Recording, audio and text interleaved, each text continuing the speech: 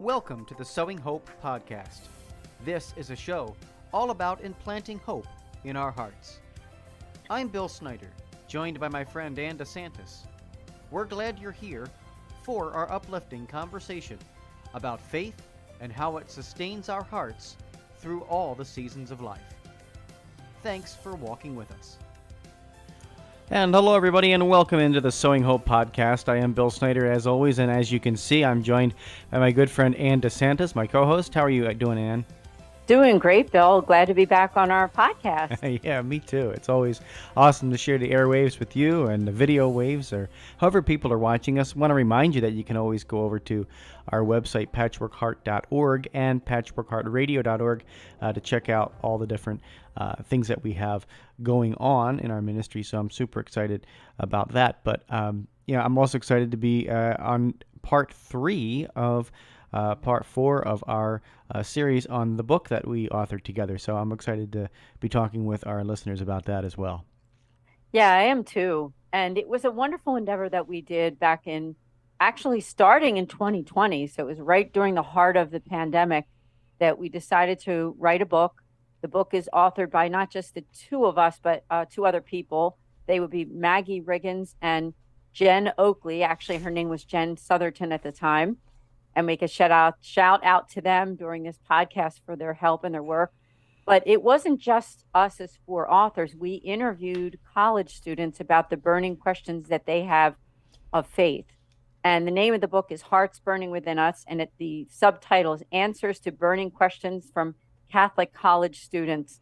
And when you read that back cover of the book, which is like the description, and of course it's on all of our commercials, I just love that one section that says that using the miracle on the road to Emmaus as a model, young adult ministers conversed weekly for 3 months with college students about the most pressing questions they had about the Catholic faith. As they journeyed together virtually, something amazing happened. Doubts disappeared, fears faded, and Jesus revealed that he is still alive. I mean, Bill, I have to say, you wrote that, and isn't that exactly what the book is about? Yeah, it is, and you know what the amazing thing is, it actually happened, right? Like it really did. You know, Jesus showed up in a big way in all of our lives throughout the course of this book, and it was beautiful. It was a beautiful experience to walk with that.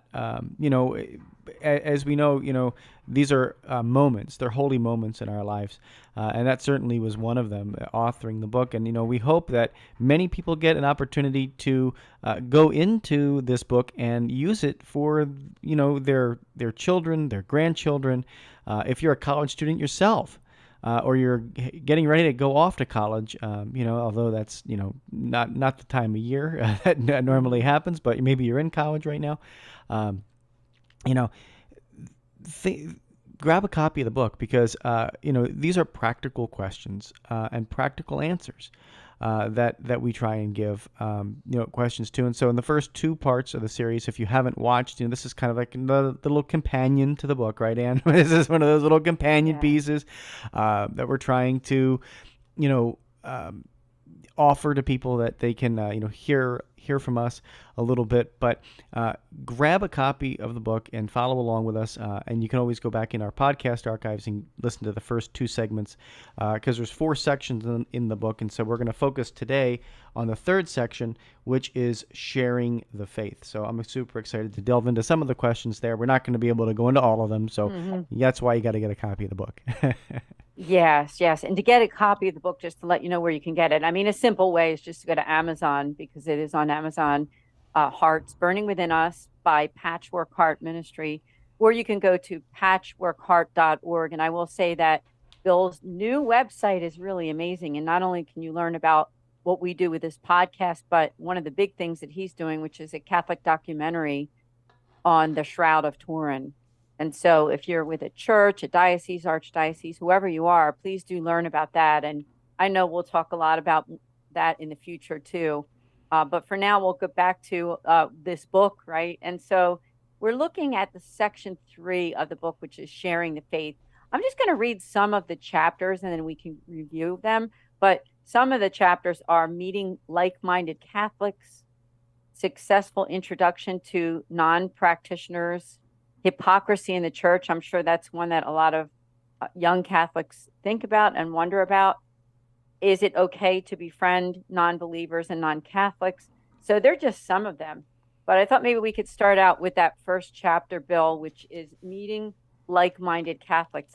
That's a great topic of discussion, because when young people go off to college, sometimes there is that question of faith as to continuing and attending Mass and being a participant in the sacramental life. And so that first question that I mentioned is meeting like-minded Catholics. The question that we got from some of the young people is, how do I meet like-minded people of faith who want to practice Catholicism? And I'll just give you a little bit of the answer that we had to that question. It says, as a college student, you're likely surrounded by peers and a wide variety of beliefs, values, and lifestyles. College is a unique time to allow the Holy Spirit to work in and through relationships with people who might have completely different ideals than you. I recommend embracing these types of relationships as much as possible and being extra attentive to God's presence in them. So, I mean, let's just stop right there, in that most of the time when people go off to college, they are meeting with people of all different faiths, whether they're Christians, non-Christians, or even people who maybe they think about themselves as spiritual but not religious. So, Bill, I don't know if you had any thoughts on that, because I do think that's an interesting perspective. Some of the kids, or I should say the young people that were involved in helping us with this book, were attending Catholic universities. And these days in Catholic universities, you'll have not only those who are Catholic, it will, some that are actually Catholic in name, but they're not really practicing their faith. Mm-hmm. And also Christians, people who attend different other Christian denominational churches, and a lot of people who are sort of into the New Age movement, or possibly even not really celebrating any religion. I mean, that's a pretty high percentage of young people these days that just decide upon themselves that they don't want to affiliate with any type of organized religion. And so, looking at this chapter of our book, this is really a great answer, I think, that we gave. One of the things that it says here is that hopefully your response to an acquaintance could be something along the lines of, "I'm sorry, you're busy with homework. It can be so difficult to make it all happen. For me, I always find it easier to hit the ground running with homework after I have an hour at Mass, where I can just shut the homework part of my brain down. I forget homework exists for an hour, and then I'm fueled to get it done after." And what that refers to is when you meet that person who is away from their faith, and finding a way to invite them to Mass or other participation in the sacramental life. Yeah, exactly. And I think, that it's a beautiful thing. I think, to go out into the world and understand that the Holy Spirit can use you. I remember my college experience and feeling like I now can be a witness to a different group of people. Me personally, I lived in a small little town in Philadelphia, and suburbs my whole life. And I chose to go about 2.5 hours away to the University of Scranton. So I was further from my family, further from my parents, although, 2.5 hours isn't all that far. You could get home on the weekend if you needed to for something, or, a special event, or, in your family or something like that. But it was beautiful to be around and understand that I can now interact with a different group of people that are coming from different areas. I mean, New York, New Jersey, Philadelphia. There were people from Chicago. There were people from all over the country attending the University of Scranton, and it was beautiful. So it is a unique time in that you get to learn about the different cultures and that are available to you. Through the collegiate experience. There's international students, and there's all these different things. And yeah, the belief system is, not going to be the same, right? I mean, especially if you were in this small little Catholic, grade school or high school, and you move off into college, there's it's kind of like, whoa, wait a minute, what just happened? I just began to experience the world, and that's part of the reason for the book, to give you that grounding. But beyond that, in this particular way, to help you understand and know and grow in faith by it being challenged. Your faith has to be challenged in order for you to grow. You have to own your own faith. That's one of the big terms that we talk about on another show with Ray Haywood. Ray always talks about owning your own faith. Your parents can give it to you, it can be handed on to you, but if you do not own it, if you do not pick it up and grasp it yourself, it's like that baton, relay race, runner, and it's been going on since the beginning of time, basically, right? We look at it, right? How this group handed on the faith to this group, and then this group handed on the faith to this group. Jesus enters the picture, and he hands it on to a different group of people, and then it continues being handed on all the way up to today. But let me tell you, the baton can be offered to you, but if you don't pick it up and hold it at one point in your own life, you're not going to go, very, very, you're not going to be able to hand it on to the next group, because it's going to be waiting back, at the starting line where you were supposed to start. So, those are my thoughts on this, and it's a beautiful experience in college. You get to have that challenge of evangelizing, of talking about your faith, of going to mass when your parents aren't there to drive you to mass, right? Like, I mean, it's time that you own it. It's time that you grow up, and it's a beautiful time in life, and it's something that you should treasure, because you're not going to find it all the time. Those 4 years are going to fly by, and you go to graduate school, whatever, great, but those 4 to 6 years of your life fly by. And even for me, it was a long time ago now. 2022, 2007, I graduated. Yeah, absolutely. I love the fact, Bill, when we think about this book and your experience, because not only were you a practicing Catholic when you were in college, but you were a youth minister. And, you learned so much about life. You learned so much about young people. You learned so much just about the human family when you're in ministry with the youth and young adults. So I just think that that's a wonderful thing. When it comes to this book, and when you purchase this book, the expertise that comes through with some of the other authors in the book, which were, as I said, Jen Oakley and Maggie Riggins, who were very heavily involved in evangelization. And then, of course, myself being the executive director for the St. Raymond Nonnatus Foundation, which is my honor. We don't necessarily in our foundation specifically deal with young adults, but our ministry is really for families in crisis. And let's face it, families and individuals in crisis come in all shapes, sizes, and forms, don't they?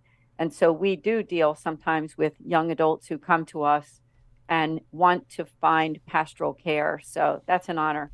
Now, one of the next chapters in the book I thought we could discuss is hypocrisy in the church, which was a pretty lengthy discussion when we did the writing of the book and the research that went into it. And the question in chapter 31, which is part of this section, says, how does one deal with hypocrisy in the church, both within the church and of its members?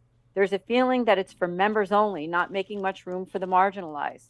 When I think of families and couples who are, quote, friends with the pastor in well-established friend groups, it makes it difficult to feel welcomed. And I have to say, this was one that I actually took a bigger part in helping to answer this question, because as some of you know, I wrote a book last year called Love and Care for the Marginalized.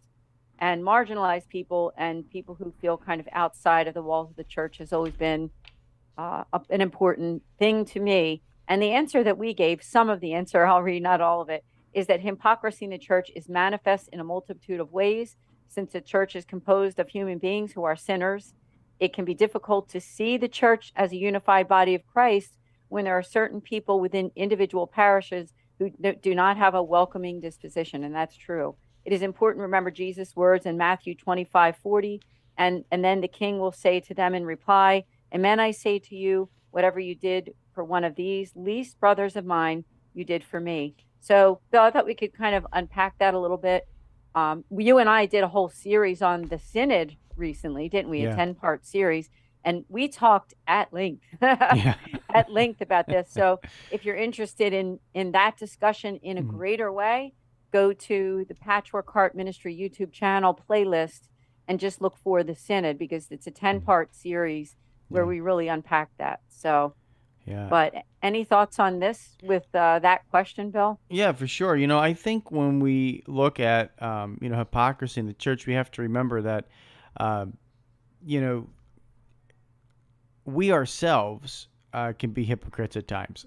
None of us live the faith perfectly, and I remember Cardinal Dolan, who was our Archbishop here in Milwaukee until I think until 2008. One time he mentioned something very, uh, very, kind of brashly. He was challenged by a high school student during, confirmation at one point, and he said, it was the question. I'm not going to continue with this because you're all just a bunch of hypocrites. And Cardinal Dolan said, "You're right. We are. Welcome to the club." You know, and it he didn't mean that in a way that was, like uh, you know like bashing the church or anything. What he was meaning by that was, yeah, we're all struggling. Everybody has different struggles and everybody has different issues. And so when none of us live up to the perfect gospel standard 100% of the time, because we're all sinners. None of us do, right? So at some point you have been a hypocrite in your journey. It's just that simple, right? Here, but the amazing thing is that we have these sacraments. We have the ability to go back into the confessional and say, Father, forgive me. I've sinned. I've failed at this, right? And when you have that humility, when you have that ability to just own it up and say, yeah, I didn't live this. Here, the gospel says this, and I did that, and then I come to church and I pretend that I'm still that anyway. you know I can't tell you how many times in my own life I've done that. And uh I I but I challenge young people to say, you know what, don't don't stop going. Utilize the sacrament of reconciliation. Utilize the sacrament of reconciliation to put yourself back in the state of grace, and recognize that everybody is fighting the same battle. Everybody on the planet is fighting the same battle. So, are we a group of hypocrites? Absolutely. To sum up what Cardinal Dolan said, right? Absolutely, we are. Um, but it doesn't mean we should stop and walk away. You know, uh, that's the only way that you can be defeated in this battle. By the way, I want you to recognize that. Like, that's the only way that Satan wins, is if you walk away from the church. If you stay in the fight and you go to confession and you pray every day and you go to mass on Sundays, you win, because Christ won. But if you walk away and say, you know what, yeah, it's so much easier. They're just a bunch of hypocrites. I've had people treat me poorly, as Ann said, right? I've had people who, didn't live up to that, were not welcoming. They were jerks in the church. We've all been a little bit jerky. I know I have. I know I've treated people, poorly in my life. So go to confession, pick yourself back up, and remember that the person sitting next to you in the pew is doing the exact same thing, or trying to do the exact same thing. Is how I would, say it. So don't worry about the fact that you're surrounded by hypocrites. I know it sounds like a bad Spaceballs quote. I'm surrounded by hypocrites, but it's the truth. Yeah, I love everything that you said, because you brought up what Cardinal Dolan said, and I think what he was trying to express wasn't to like say, "Hey, admittedly, we're all hypocrites over here. We're none of us are following church teaching." That's not what he's saying. What he's saying is, "Hey, whether you're involved in ministry or not, we all are affected by sin, aren't we? Everybody's affected by sin. And but the antidote is Christ and his church and also the sacraments of the church. And Bill mentioned confession. So that's a really big thing. But getting back to the just finishing that question that we had here, which was the hypocrisy in the church, to continue the answer that we gave was that we said in our book that each member of the body of Christ should know that Jesus emphasizes care and inclusion of the marginalized. As little Christ, we need to make this a top priority in our church and in our larger communities. One of the best ways we can deal with exclusion is to be someone who includes. Instead of waiting to be brought in by a particular group, be the person who brings others in. And I think for younger people who are at college or even, finishing high school, unfortunately what happens in, excuse me, in high school and in college is the idea of groups that are forming friend groups. And, that's a good thing. I know that when I see people that I know personally, even on social media, when you see those friend groups that have lasted for so many years, people that I know from, say, high school or college time or whatever, and how some of those relationships have continued to stay relevant, right? Meaning the people that still get together, even if it's just once a year, even if they just stay in touch on social media. So it's a great thing to have long lasting friendships with people. But what's not good is the attitude of closing in on oneself. And especially for being a member of the Catholic Church, is that we are really called to reach out to those loner people, those people who don't have, and as I say in my book that I wrote, the love and support they deserve. So when you're at college, when you're at high school, and you see that person who doesn't have the friend group, maybe they have a tough at home life, maybe there's something going on with their personal life that is causing them to lose their faith. We're not called to be popular. We are called to make outreach to those people that Christ would leave the 99 for. Christ went out after that one lost sheep. And we're really called to do the same thing. And I think with the answer that we gave to that question in the book was that we are all called to reach out to people in that particular way, meaning to care about them. Don't just reach out to a marginalized person just to make a checkbox and say, well, I did the right thing. I called so-and-so today to see how they're doing. I don't know about you, but I found that sometimes people who are a little more left out of the group, that sometimes they wind up being some of my closest friends, people that I can trust, people that their stories are amazing. And so I just want to, just make that shout out to people watching this podcast that maybe someone in your college community or high school, maybe it's even in your neighborhood or your church, that someone that doesn't seem to have that sort of little 10-person group that they go out to breakfast or lunch with or hang out with. And maybe you could be that one person to be invitational to them. So that was another one of those chapters of the book. Another one that we had, Bill, was reaching out to Christians and non-Christians. And in our book, we say that Saint Augustine said, no man can find salvation outside the Catholic Church. What makes Catholicism the fullness of the truth beyond general Christianity? Should we reach out to other Christians as well as those who do not know Christ in evangelization? So, Bill, I didn't know if we wanted to kind of talk about that one as our last one on this show, but I think that's a good one too, is the reaching out to Christians and non-Christians. Oh yeah, absolutely. And I think, when we talk about sharing the faith, I think our Holy Father is really big on it, right? I mean, he is, massive on the ecumenical front and wanting to reach out to all people and all Christians. As Ann mentioned during the podcast, we have a whole thing on the synod, and that's really what his mission is during this whole thing. But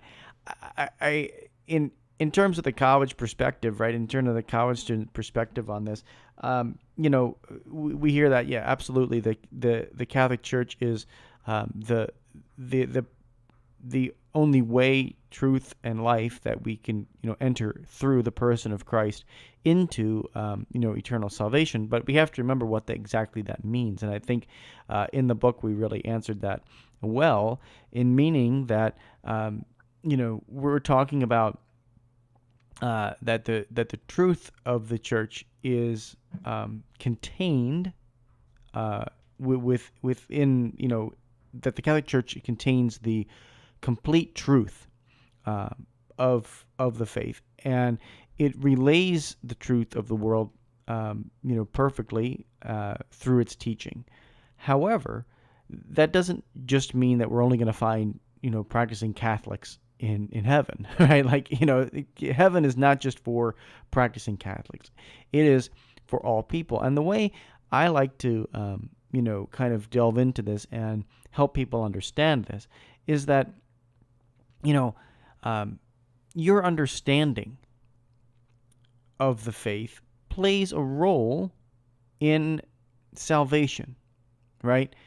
Um, and the church believes that if you are not exposed to Christianity, like let's say you're a Muslim living in, Saudi Arabia, and you've never had a true authentic experience of Christ, you've never experienced that, and you don't experience that during your life, then your life is judged on merit, right? And that's what our catechism teaches. And so merit would mean, are you a a living to the gospel standards that you don't know? That's the best way. How closely are you following the true, the good, the beautiful in your life? Even though you do not have a complete understanding of Christianity, right? And so that is how we understand that. Even for our brothers and sisters who are in the Protestant, sects, we understand that they have a different understanding, and they're raised in a different way. Now they can come into the full communion, they can come into the fullness of the Catholic Church to understand and know more. But if they never come into that understanding, did they live their best life, right? And Matthew Kelly talks about, the best version of yourself, becoming the best version of yourself. And did you become the best version of yourself with the knowledge and the understanding that you had? Now, that's not to say that we're not supposed to go out there evangelize. It's not to say we're not supposed to go out there and, preach the gospel. And, if somebody comes to us and says, I want to know more, and we don't, teach them that, and we don't reveal the truth to them, then that's on us, right?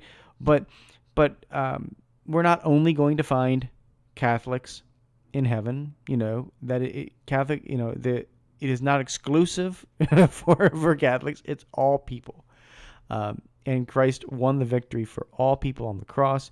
And how bestly do you accept that in your life and become the best version of yourself that Christ wants you to be, according to the understanding that you have of the gospel, of the truth.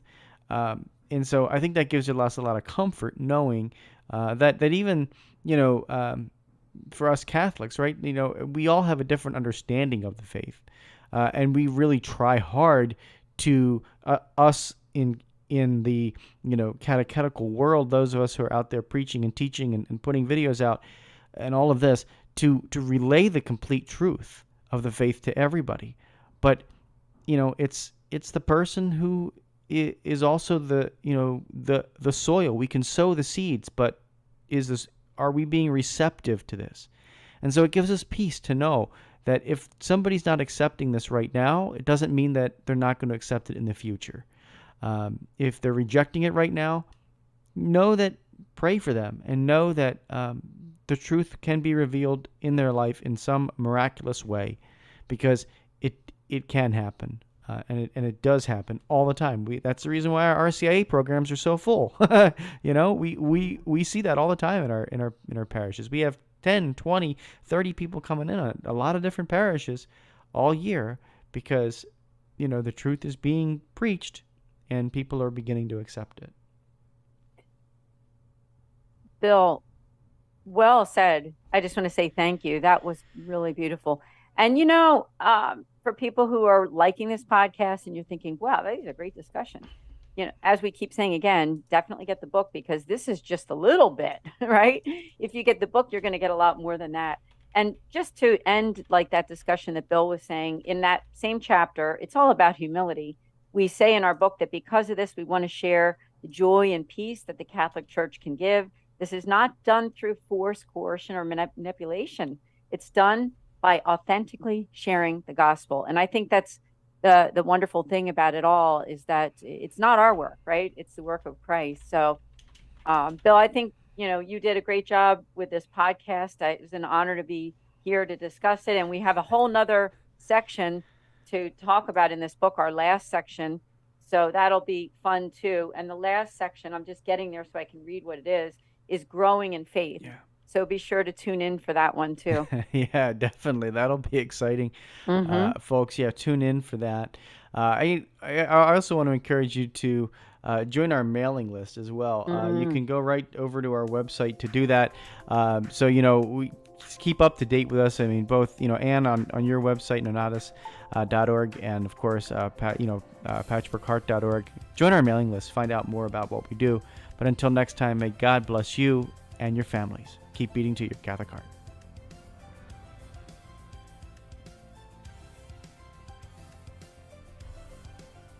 Thanks for listening to this episode of Sowing Hope on Patchwork Heart Radio.